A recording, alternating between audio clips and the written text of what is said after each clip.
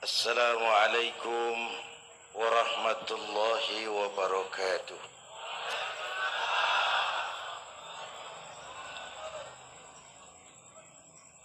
Alhamdulillahilladzi asra bi'abdihi laylan minal masjidil haram ilal masjidil aqsa. Wassalatu wassalamu ala Sayyidina Muhammadin wa ala alihi wa ashabihi ahli sidqi wa tuqa, amma ba'du. Para ulama, para habaib yang saya muliakan, wabil khusus Fadilatul Mukarram Sahibul Bait Ki Haji Uji Turtusi, yang terhormat Bapak Wali Kota Tangerang, Bapak Haji Wahidin Halim, hadirin hadirat ma'asyiral muslimin yang saya cintai.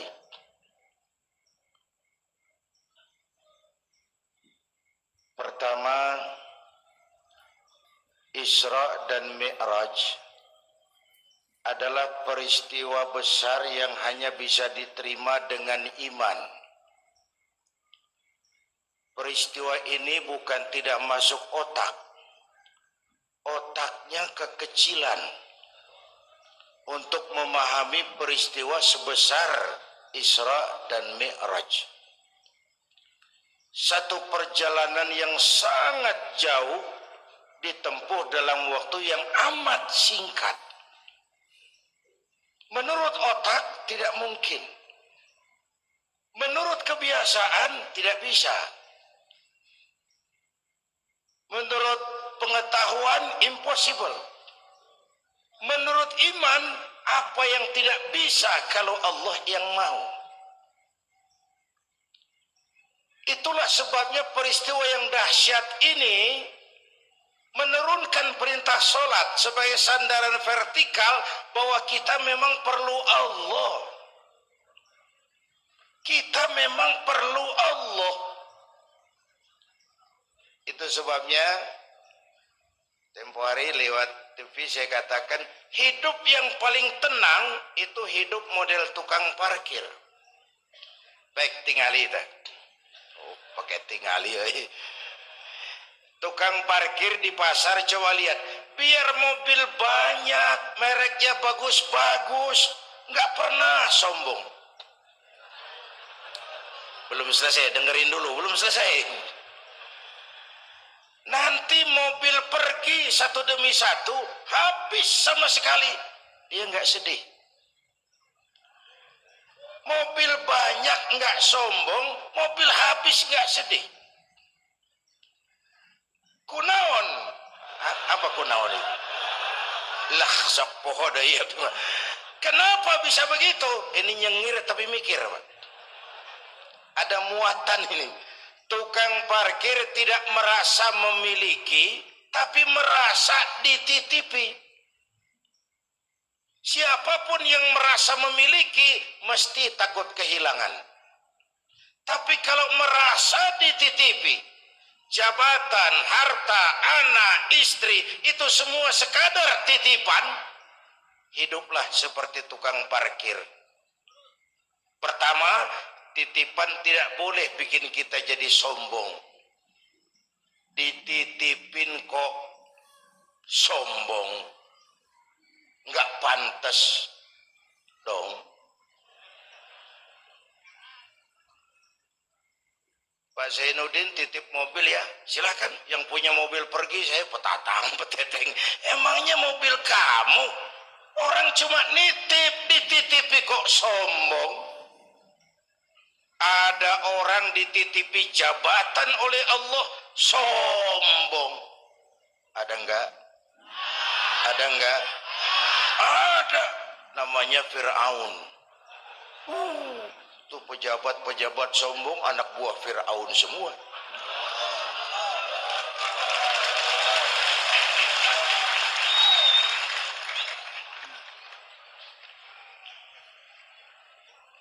Ada orang yang dititipi harta oleh Allah jadi orang kaya sombong, mentang-mentang kaya sama tetangga nggak mau kenal, mentang-mentang kaya orang lain kecil semua, mentang-mentang kaya jalan nggak nginjak tanah. Kuntilanak dititipin kok sombong, nggak pantas dong. Satu. Yang kedua, titipan harus dijaga baik-baik. Kalau tidak dijaga bisa rusak. Kalau rusak yang nitip marah, yang nitip marah. Pak, saya mau ngaji, titip sepeda motor, silahkan. Selesai pengajian sepeda motor diambil, kaca spionnya pecah, knalpot hilang, bemper penyok. Marah nggak? Saya kan nitip, kenapa nggak dijaga? Apa bedanya? Allah nitip anak 3 orang di rumah kita, nggak dijaga. Yang satu mabuk, yang satu judi, yang satu ngerampok. Yang nitip marah. Allah nitip harta kepada kita jadi orang kaya supaya bantu pesantren, bangun rumah sakit, bantu yatim, tolong yang lemah, bela yang perlu. Pelitnya 17 setan. Yang nitip marah. Sudah nggak pakai dong. Sekarang yang makro. Allah titip Indonesia.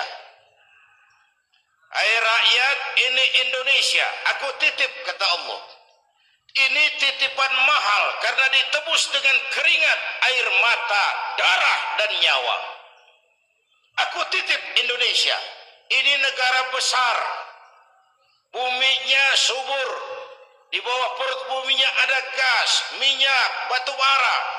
Kekayaan negeri ini dikuasai oleh negara, tapi harus digunakan bagi sebesar-besar kemakmuran rakyat. Itu amanat. Disalahgunakan, dikorupsi. Yang nitip ini kan musim din-din ini lagi nggak enak bulan-bulan ini nih. Nazarudin, Syarifudin, yang ceramah Zainuddin lagi ini.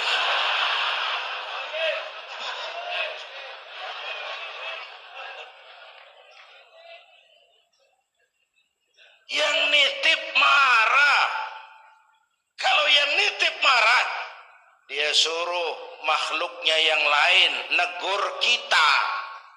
Makhluknya yang lain diperintah negur kita. Siapa? Merapi, Batuk,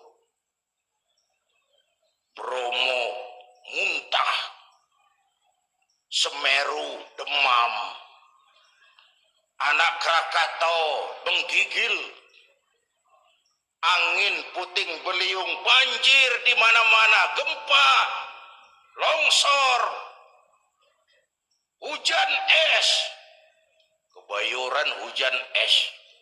Tetangga saya udah nyiapin sirup, mau hujan es. Innalillahi wa inna ilaihi rajiun. Angin teh makhluk, Mang. Air makhluk, gunung makhluk. Tidak mungkin makhluk bergerak sendiri. Eta teh Merapi teh demo, Mang, demo. Kalau kita rakyat kecil demo, Satpol PP turun. Kalau Merapi demo, siapa yang mau ngademin? Mbah Marijan. Selesai. Mbah Marijan udah kumpul sama Mbah Surip di alam barzah tuh, udah rapat saya dengar. Kata Mbah Surip, tenang saja Mbah Marijan, tak gendong, aman sudah.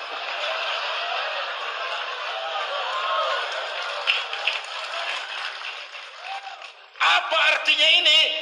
Kita perlu Allah. Kita perlu Allah. 100 tahun kita bangun, selesai oleh gempa 5 menit. Itu Jepang negara maju, dihantam gempa, lumpuh. 9,2 Richter, belum selesai tsunami, gelombang laut 10 meter naik ke darat. Masih belum selesai, reaktor nuklir bocor, radioaktif gentayangan merenggut nyawa, terutama yang di Daiichi dan Fukushima. Fukushima tahu kan? Itu dari Cikupa ke kanan.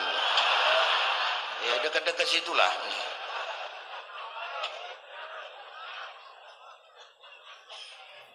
Kita perlu Allah. Paingan, apa paingan? Ya? Pantesan lah. Pantesan orang yang paling bersih hatinya Rasulullah. Orang yang paling baik akhlaknya Rasulullah. Orang yang sudah dapat jaminan ampun atas segala dosa Rasulullah. Tapi baginda Rasul kalau sholat malam bengkak kakinya karena rajin sujud. Saya perlu Allah. Dosa sudah diampuni, akhlak paling baik, hati bersih. Tapi kalau sholat malam kakinya bengkak karena rajin sujud. Allahumma sholli alaihi. Saya tahu di pasar Kemis juga banyak yang kakinya bengkak.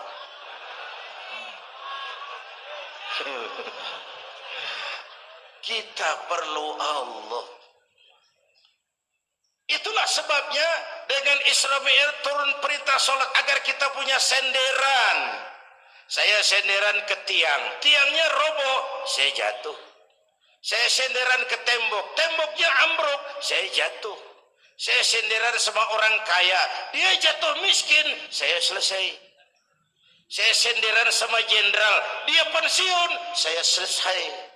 Tapi kalau saya senderan kepada Allah, Allah tidak akan pernah miskin, tidak akan pernah berkurang kekuasaannya, tidak akan pernah lumpuh dan seterusnya. Karena itu memperingati Isra Mi'raj, ayo dengan semangat memantapkan keimanan.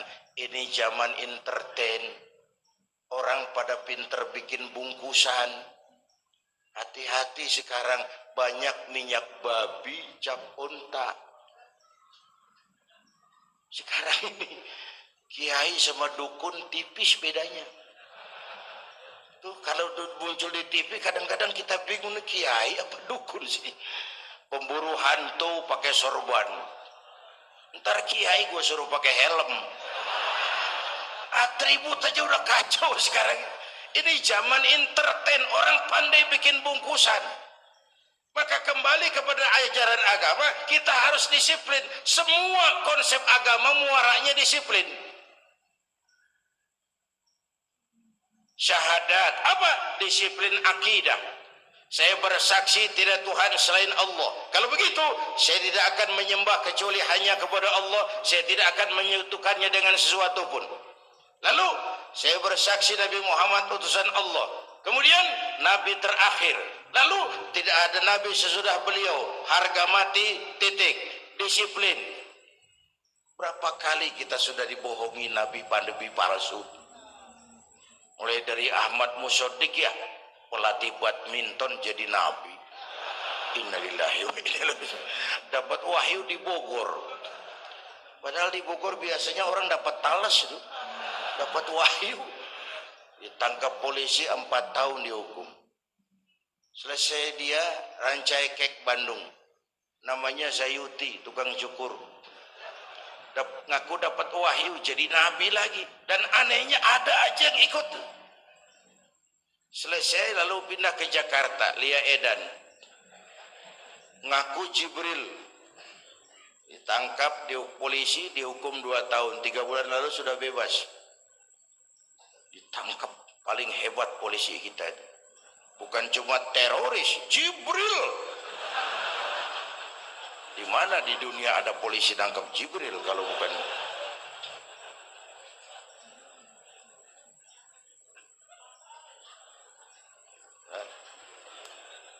Terakhir yang aneh lagi, menurut catatan Bakor Pakemnya Kementerian Agama RI, antara Cirebon Losari, batas Jawa Tengah Jawa Barat itu muncul agama baru namanya agama Jasun, agama Jawa Sunda, Jasun.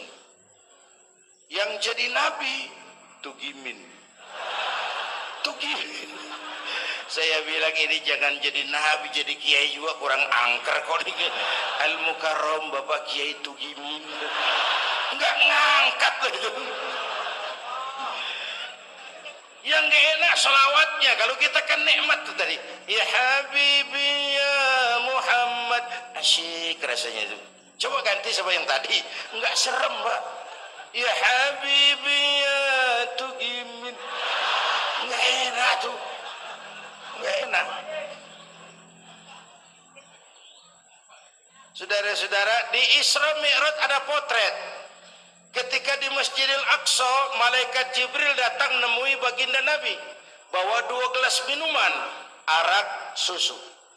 Ya Muhammad, pilih, ambil, minum.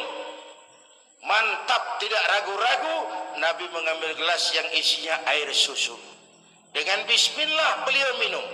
Selesai minum, kata malaikat Jibril, saddaqta ya Muhammad, laqad asabtal haq. Kau benar Muhammad, pilihanmu tepat.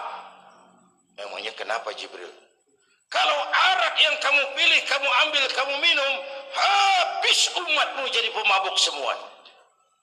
Ini potret Pak. Itu yang tiap hari kita hadapi, yaitu arak, susu, benar, salah, hak, batil, ma'ruf, munkar, halal, haram. Hati-hati. Jangan salah pilih, karena ini zaman entertain. Banyak minyak babi cap onta. Kalau minyak onta cap babi itu masih halal. Ini minyak babi cap onta. Kita terpedaya lihat merek onta. Iya. Mereknya onta, gambarnya onta, isinya minyak babi.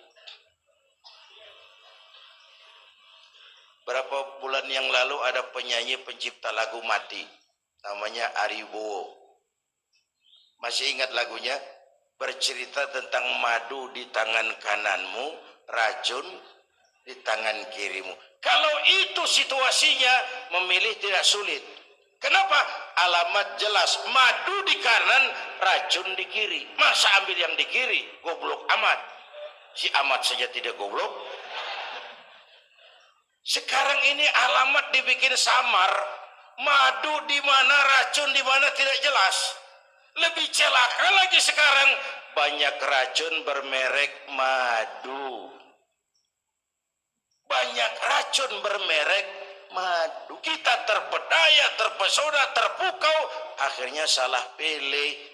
Maka resepnya jangan jauh dari ulama, makmurkan majelis taklim. Ini zaman entertain, orang pandai bangun pencitraan. Tuh, satu hal pertama yang ingin saya sampaikan. Iya, saya lihat jam doang. Sampai pagi, Beb. Yang kedua, ketika perjalanan dimulai, ada suara dari sebelah kanan. Muhammad, berhenti sebentar. Jangankan berhenti, menoleh saja tidak. Kanan selamat dari kiri. Muhammad, berhenti sebentar. Menoleh pun tidak. Kanan kiri selamat dari arah depan.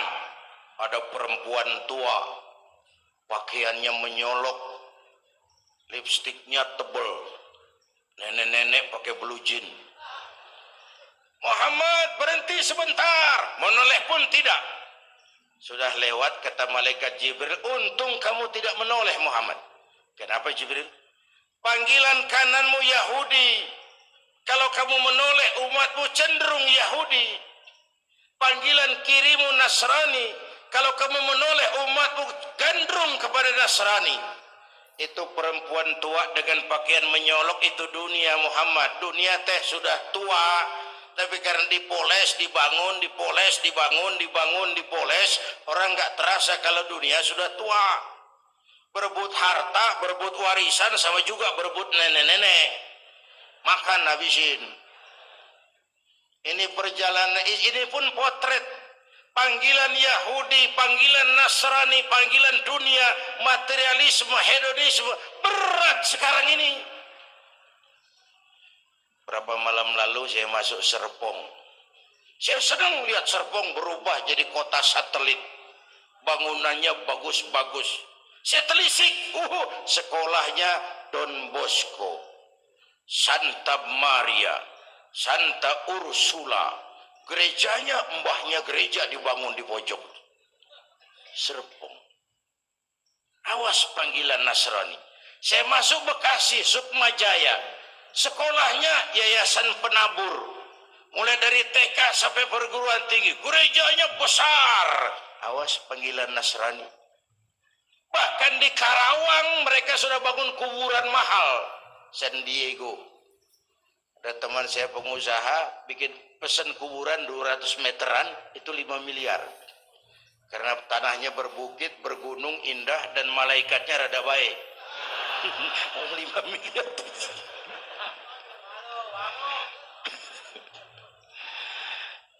Panggilan Yahudi, siapa membantah?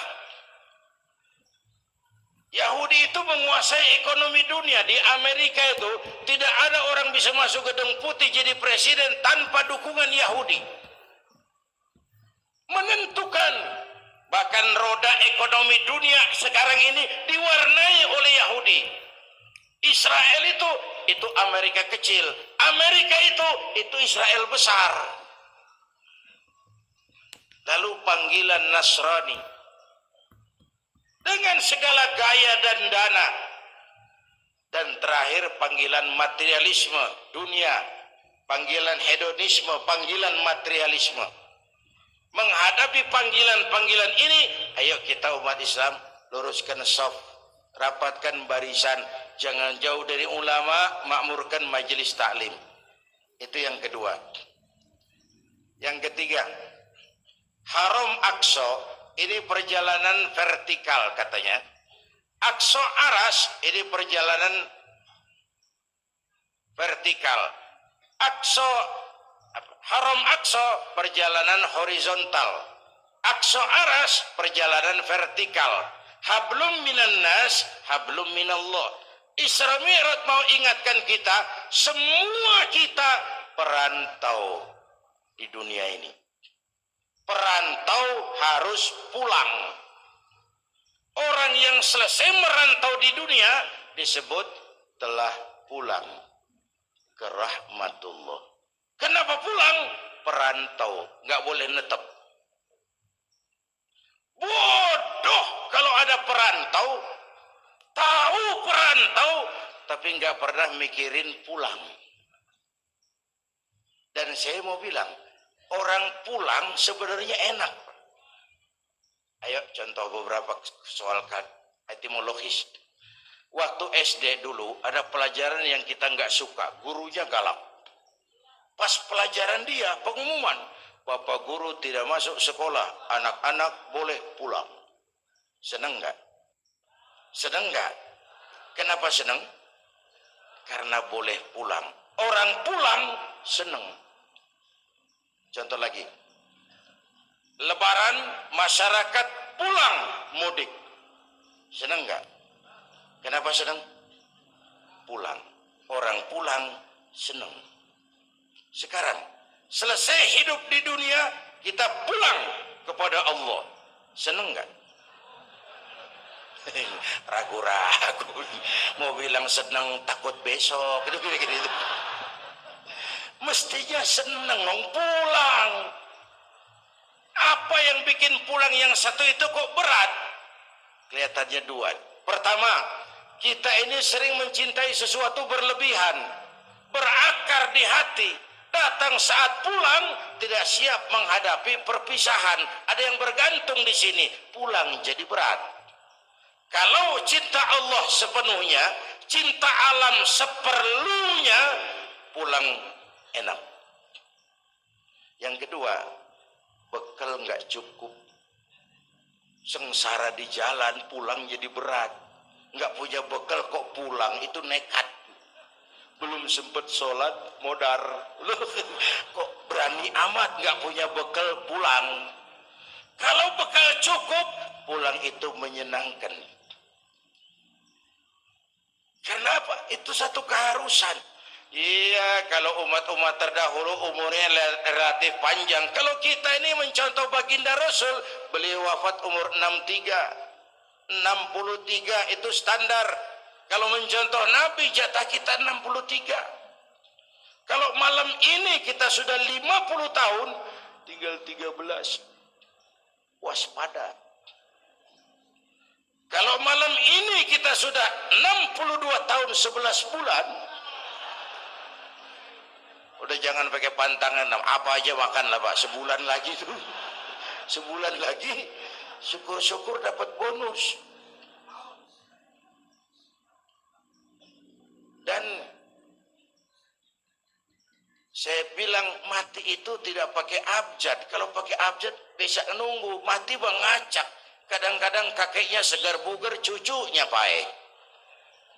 Kalau mati pakai abjad enak nunggunya.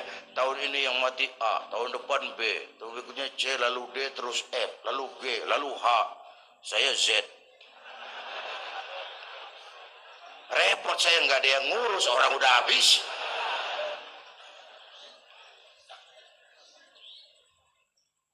Bapak Ibu hadirin, malah aneh. Jam 6 pagi sopirnya mati. Jam 10 siang, 4 jam kemudian Mbah Suripnya yang mati. Sebelum mati dia pesan sama teman saya W.S. Rendra, Mas, saya kalau mati tolong dikubur di bengkel teater Depok. Monggo, dikubur sama Rendra. Belum seminggu Rendranya ngikut, mati. 1 bulan sebelum Rendra lebih dahsyat lagi, Michael Jackson mati. The King of Pop, Raja Pop dunia mati. Apalagi penyanyi keroncong, lebih mati lagi. Ada hidup sesudah mati, ada akhirat sesudah dunia. Semua kita perantau dan perantau harus pulang. Bapak Ibu hadirin yang saya hormati, oleh karena itu, dengan semangat itu, ayo kita tingkatkan ibadah kepada Allah Subhanahu. Penutup, Isra Mi'raj itu filter. Setelah terjadi peristiwa itu kelihatan, yang beriman makin mantap. Ini golongan Abu Bakar Siddiq. Yang kafir makin kurang ajar. Ini golongan Abu Jahal, Abu Lahab, Abu Sufyan, dan abu-abu lain kumpul di situ. Yang ragu-ragu kafir lagi. Ini kristalisasi. Maka dengan memperingati Isra Mi'raj ditambah dengan semangat sholat berjamaah, ayo kita jaga kesatuan, persatuan, kerukunan, dan kekompakan.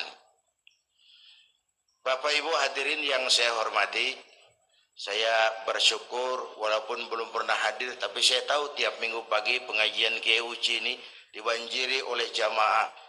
Alhamdulillah.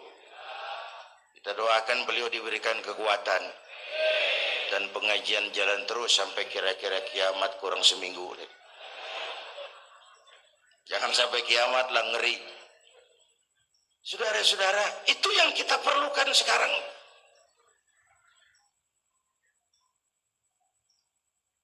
Menjaga semangat kebersamaan seperti diajarkan di masjid ini. Coba baik tinggali akhlak masjid. Siapapun masuk masjid, copot sendal, buka sepatu. Kenapa? Tidak ada warga kelas 1 di sini. Semua sama di depan Allah. Ini masyarakat yang mau kita bangun. Lurah masuk masjid, buka sepatu rah. Camat masuk masjid, buka sepatu mat. Wali kota masuk masjid, buka sepatu. Ini Pak yang ngomong dia tuh. Sembarangan tak.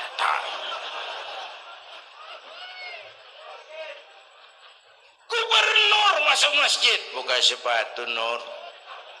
Presiden masuk masjid, buka sepatu Den. Ini masyarakat yang mau kita bangun. Kan keadilan di negeri kita ini masih mahal.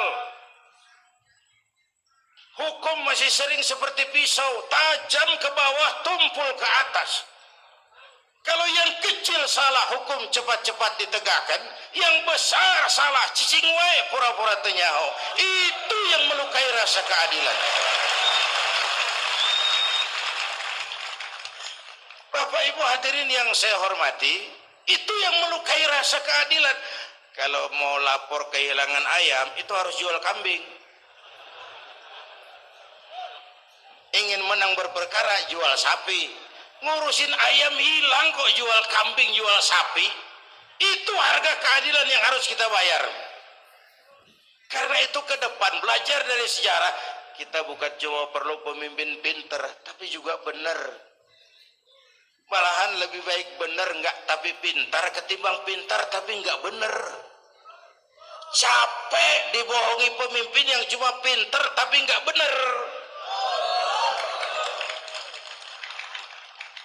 Disuruh ngurus beras malah nimbun beras. Disuruh ngurus laut jadi bajak laut. Disuruh ngurus hutan rame-rame jadi orang hutan. Gitu. Kita rindu munculnya sosok-sosok macam Umar bin Abdul Aziz. Punten itu Umar bin Abdul Aziz waktu terpilih jadi khalifah, yang pertama diucapkan innalillahi wa inna ilaihi raji'un. Terpilih jadi presiden bukan alhamdulillah, innalillah. Pagi dilantik, malam pesta. Pesta apa? Dangdut? Enggak. Pesta air mata. Di mana? Di mihrab dalam masjid, sujud sambil berlinang air mata. Istrinya tanya, "Bang?" "Iya sayang." "Oh, udah dengerin aja, orang improvisasi." "Iya sayang, abang kan sekarang jadi khalifah." "Kenapa nangis, Pak?" "Itu Fatimah, itu sebabnya saya nangis karena saya dipilih aklamasi secara sebagai khalifah. Setelah jadi pemimpin yang terbayang oleh saya, yatim piatu yang merintih kelaparan, janda-janda tua yang perlu bantuan, rakyat saya yang belum bisa menemukan haknya secara wajar, saya takut saya zalim kepada mereka. Saya nangis mohon pertolongan Allah." Pagi dilantik, malam pesta, tahajud. Esok harinya karena pemimpin baru, banyaklah pejabat-pejabat gubernur cari muka. Namanya presiden baru, ada yang kirim emas, pakaian mahal, berlian, mutiara, dikumpulkan sama istrinya. Umar tanya, "Fatimah?" "Iya bang." "Banyak hadiah yang kau terima?" "Banyak bang, intan, berlian, mutiara, emas." "Kau senang?" "Saya senang bang." "Oke, kalau kau senang itu hadiah intan, berlian, mutiara, kumpulkan sebanyak-banyaknya dan besok kita cerai. Tapi kalau kau sayang saya, itu hadiah intan, berlian, mutiara, jual. Uangnya masukkan baitul mal untuk ngurus rakyat kita." Apa jawab istrinya? Istrinya pun istri beriman, gak mentang-mentang istri pejabat lalu ikut-ikutan borong proyek suaminya. Kata Fatimah, "Abang?" "Iya sayang." "Apalah artinya intan berlian tanpa engkau di sisiku bang?"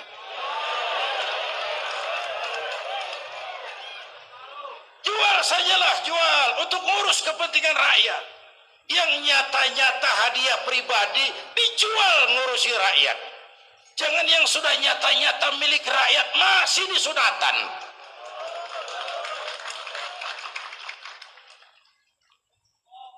Yang antik lagi, satu malam beliau kerja di kamar, pakai lampu templok, nulis. Datang seorang tamu, "Assalamualaikum ya Amirul Mukminin." "Waalaikumsalam." "Silakan duduk." "Ada apa?" "Enggak, cuma mau ngobrol." Ngobrol. "Urusan pribadi khalifah, kita kan teman lama." "Oke, baik." Beliau berdiri, lampunya dipadamkan, ditiup, mati, gelap kamar. "Ayo kita ngobrol." Tamunya heran, Ya Khalifah, iya. Kita kan mau ngobrol, iya. Kenapa lampu dimatiin? Begini, Mas.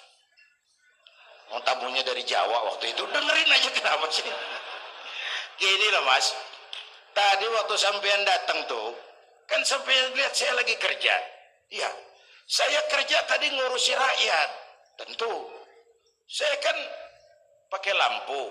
Memang, lampunya kan pakai minyak. Pasti, minyaknya kan beli. Iyalah, belinya pakai uang. Tentu, uangnya uang rakyat. Kita mau ngobrol urusan pribadi, nggak usah pakai minyak rakyat, Mas. Ayo ngobrol sampai subuh ini. Kalau yang kecil saja orang sudah berhati-hati, apalagi menghadapi urusan yang jauh lebih besar ke depannya. Bapak Ibu hadirin yang saya hormati, oleh karena itu, kita memerlukan semangat kebersamaan. Walaupun tidak harus selalu bersama-sama. Ini adalah potret terakhir. Baginda Nabi di awal-awal perjuangan didampingi 5 figur utama. Pertama, Nabi punya Sayyidina Abu Bakar Siddiq. Ini sahabat merangkap mertua. Orang tua bijaksana, tempat Nabi tukar pikiran. Kampung itu enak kalau ada yang dituain. Yang kedua, beliau punya Umar bin Khattab, Al-Futuhat Al-Islamiyah. Imam tapi jenderal, jenderal tapi imam. Gagah, berani untuk Islam. Selesai? Belum. Yang ketiga, Nabi punya Utsman bin Affan. Pengusaha tapi santri, penyandang dana. Umat akan maju kalau banyak punya Utsman. Yang keempat, Nabi punya Ali bin Abi Thalib. Tokoh muda tapi intelek. Yang kelima, beliau punya Khadijah binti Khuwailid. 5 figur utama bahu-membahu membantu perjuangan Nabi. Begitulah kita berjuang. Mesti punya segala hal. Mesti punya senjata yang namanya golok, gergaji, pisau, silet. Harus punya. Kapan makainya? Lihat lawannya. Yang kamu hadapi apa? Kumis Pak, silet turun. Yang kamu hadapi apa? Akar kayu nangka Pak, kampak maju. Ini kita sering emosi nggak para rugu. Yang dihadapin kumis, kampak yang maju. Urusan nggak selesai bibir bongkar Pak. Anak-anak muda nggak cukup dibakar emosinya.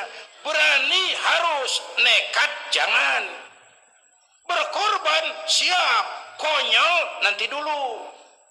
Mati syahid, ayo. Mati sangit, jangan. Berani sama nekat tipis loh bedanya. Berani harus, nekat jangan. Berkorban siap, konyol nanti dulu.